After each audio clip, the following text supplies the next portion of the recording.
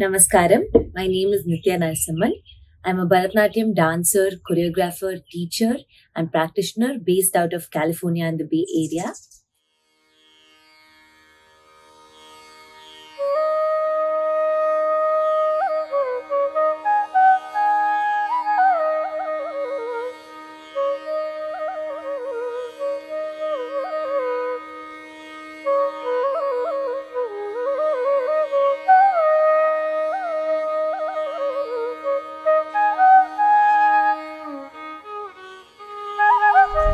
I run the dance academy Prayukti Arts over here, and I have been dancing pretty much all my life right now.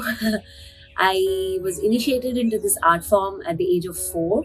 I think when I pestered my mom to put me into dance classes, my journey began in Bangalore at Shri Lalit Kala Academy.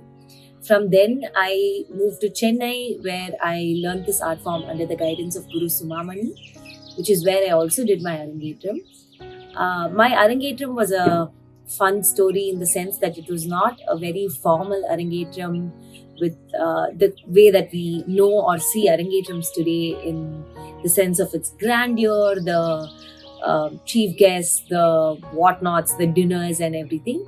My Arangetram was a very small affair. It was basically my teacher telling me, Natya, I think it's time you did a solo performance. And it was just that. It was a solo performance with live music, family, done on a very low scale.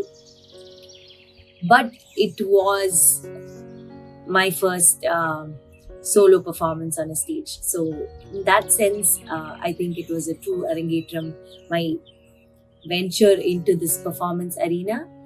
And then on, it was non-stop dancing. As far as I can remember, my board exams were only second to dancing. I would be in dance class all the time, much to my mother's annoyance. And somehow I managed to scrape through even with my exams and academics and everything. When I left to college, I studied at NIT Trichy.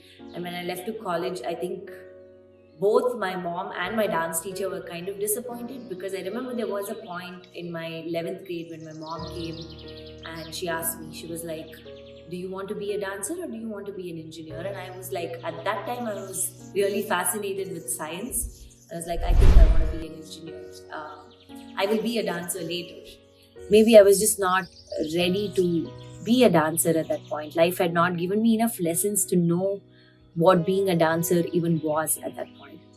So I'm really grateful. I went on to do my engineering in NIT Trichy, and over there, if I have to think back on my college days and say this is what college was about for me, mostly centered around dancing and friends and a lot of experience in terms of learning to be independent, which I hold highly valuable to date, because we were in and learning to live in conditions that are not optimal. Things like electricity, things like hygiene, things like hot water, things like ready food all the time, they are things that I just don't take for granted anymore. And I think that came with college life for me. And I think that set me up in many ways to become the dancer that I am today, where I never take anything for granted, because today I don't have any shows to perform. I am not in a place where everything is readily available to me, but that's okay.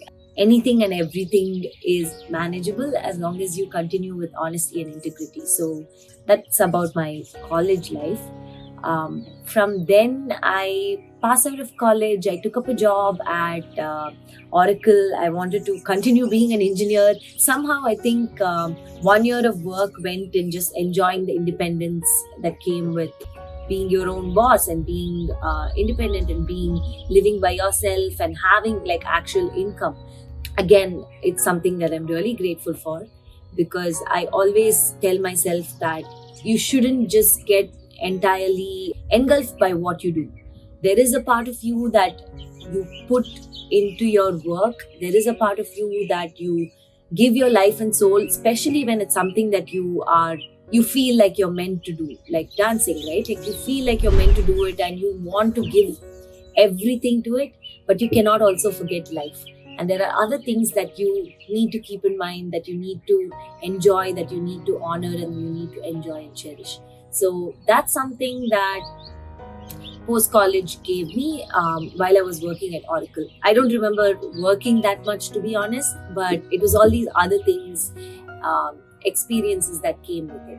Somewhere along, like my second year of working, I started feeling a disconnect from dancing. So I started actively seeking out dance classes. At this time, I was in Hyderabad, and I really wanted to find a dance class. I really wanted to reconnect with dancing.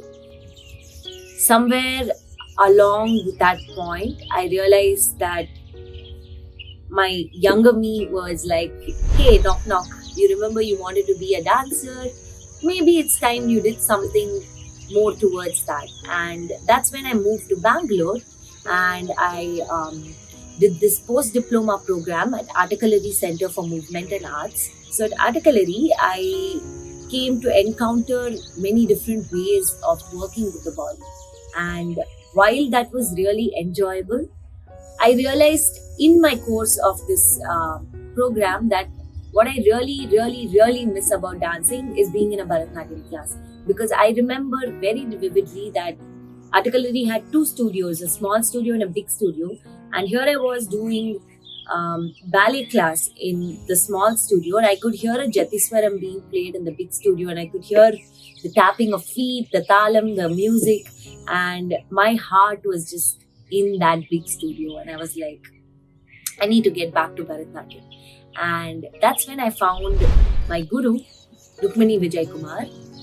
And from then, I bugged her for quite a while. There was no Instagram, there was no social media at that point. It was email and a lot of in-person annoyance. And I showed up in her classes, and there has been no looking back pretty much since then. I was with her for a while, a couple years in Bangalore. There was so much that opened up in my mind, in my body, in my dancing.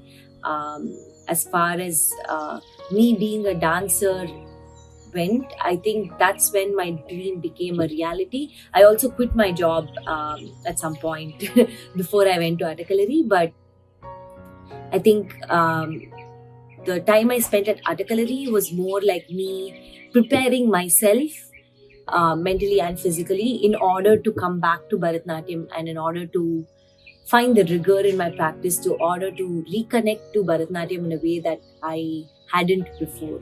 Because if not for those experiences of being away from the art form, I wouldn't have come back with it to it with as much vigor and passion as I did.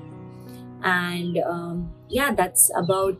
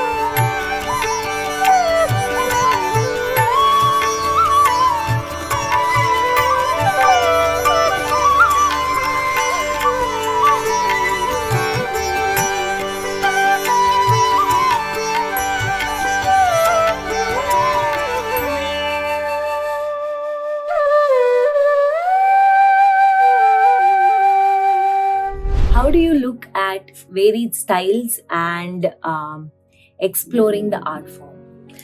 I think the art form is ever evolving, ever changing. As somebody who's dabbled with quite a few styles, I feel like at this point I want to experiment with Bharatanatyam just as Bharatanatyam and not as a blending of styles at this point, and maybe that will change in the future. At this point in my career, I'm at a place where I'm not physically dancing so much. I just had a baby and I have some injuries going on, so I'm not physically dancing as much as I would like to. But how do you see the future of Guru Sishya Parampara? Guru Sishya Parampara is the way that this art form has been transmitted over time. And I feel like, the COVID, the virtual, everything moving virtual, it's been a blessing in many ways because it's given people access to teachers in a way that we never thought could be possible. I was also one of those folks who was like, Bharatanatyam is meant to be taught in an in-person class, virtual does not work kind of person, but we've all adapted, and virtual learning does create a new scope of learning. But whether it's virtual or whether it's in person, a Guru Sishya Parampara is something that is so intertwined with the way that the art form is practiced. As dancers, do we always push the limits or sometimes acknowledge the limitations of our body? How do we dance without injury? Importance of warm-up. So I'm going to combine all these three answers in one. Firstly, as dancers, we have a tendency to put ourselves on a pedestal and set a really high bar and really high expectations out of ourselves. I have done it, I am continuing to do it, and we all do it subconsciously. I think there's this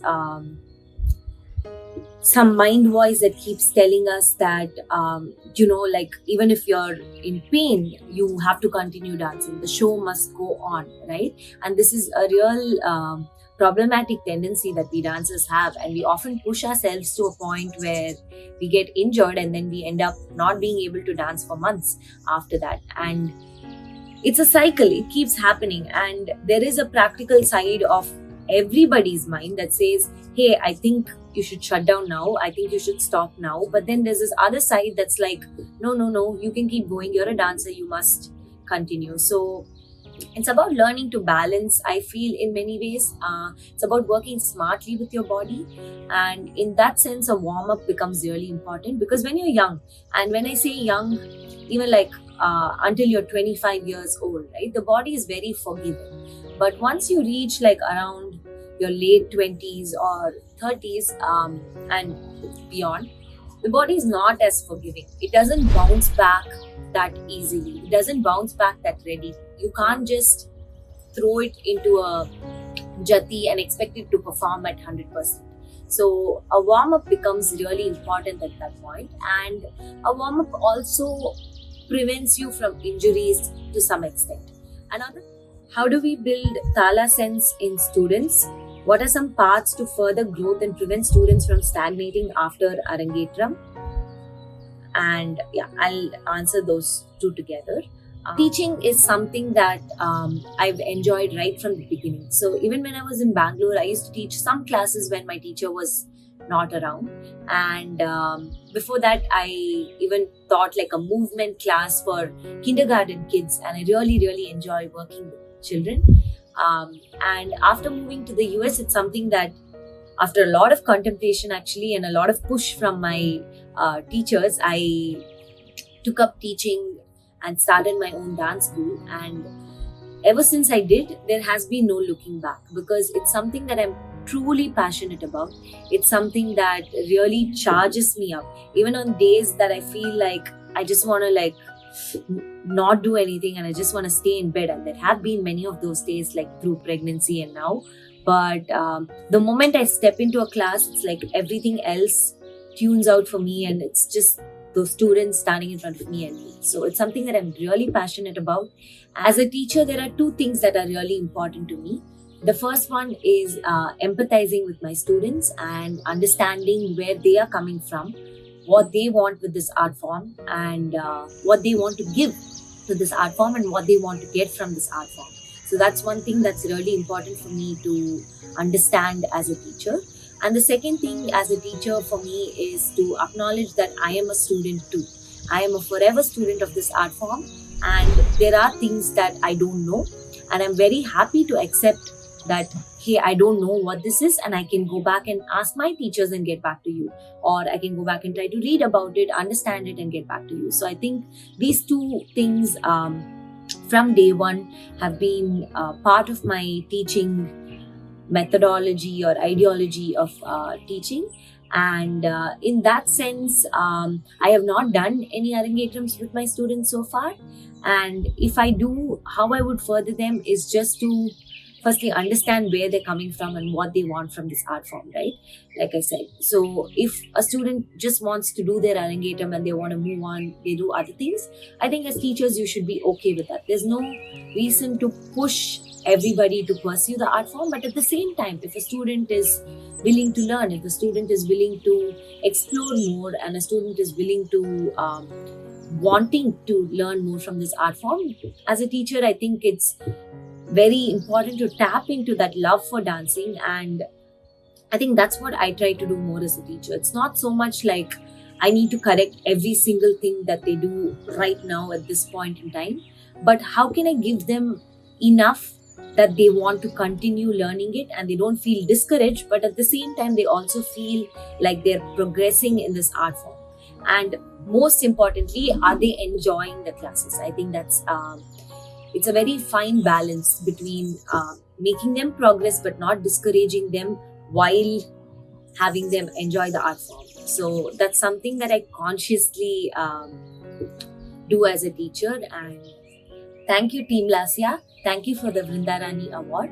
Thanks to all the people who voted for me, and this is truly like an honor. I'm so grateful that all of you thought that I deserve a People's Choice Award. There's nothing like it, really. And I hope to be able to continue dancing and to continue doing whatever I do that you all enjoy. Thank you so much. I would also like to extend my gratitude to my support system, my teachers, my mentors, my family, and my husband, who's probably my biggest support system as I pursue this art form, because even on days that I want to give up on myself, they don't give up on me. So I am really grateful for everybody in my life, friends, peers, fellow dancers, dancers who are not my friends but who inspire me in ways that they don't know. Big thanks to everybody. Thank you so much. Vanakkam.